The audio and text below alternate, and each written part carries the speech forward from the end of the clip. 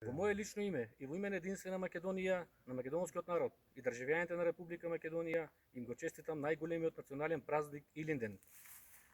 Ние денеска сме тука во спомен на Илинден да положиме цвеќе, да го одржуваме жив споменот на славните илинденци, на храбрите македонци и нивната борба за слободна и независна Македонија. Ние денеска сме тука еден ден порано, бидејќи утре тука на во исто време и на исто место ќе дојде марионетскиот премиер и марионетскиот претседател и плејадата албанска во Македонија, кои што ќе дојдат на ова место да одаваат почит.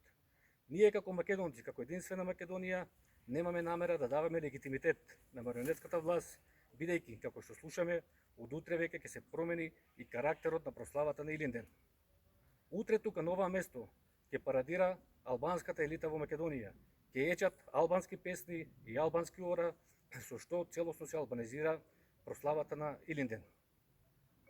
Ако идеалот на славните илинденци беше да создадат слободна и независна Македонија, нашата обврска денеска како македонци, на оваа генерација македонци, е да ја сочуваме и да ја одбраниме државата. Ние мораме да се ја вратиме државата која што е окупирана и одземена од непријателите на македонското дело. После е многу лесно да ја направиме Македонија пристојно место и убаво место за живење, да ја направиме Македонија со убав економски стандард, бидејќи економската наука се погрижила, ги измислила сите механизми како се прави убава држава со убав стандард за народот. Треба само честни и честити политичари кои што ќе лезат во битка со овие транзицијски бандити и предавници кои што 30 години крадат, лажат и арестуваат државата. Ние денеска тука го одржуваме жив споменот на славните илинденци. Оваа битка што ја биеме не е за лидери, не е за партии, не е за власт, туку е света битка за Македонија и македонскиот народ да останеме своји на своето. Деновиве има многу средби со граѓаните низ републиката. Од одредени луѓе слушам дека луѓето биле уплашени. Некои се плашеле за своите работни места, некој очекувал ново работно место, некој се плашел за социјалната помош, некои се плашеле дали ќе добијат пакети со храна, некои се плашеле дали ќе добијат лиценци за работа.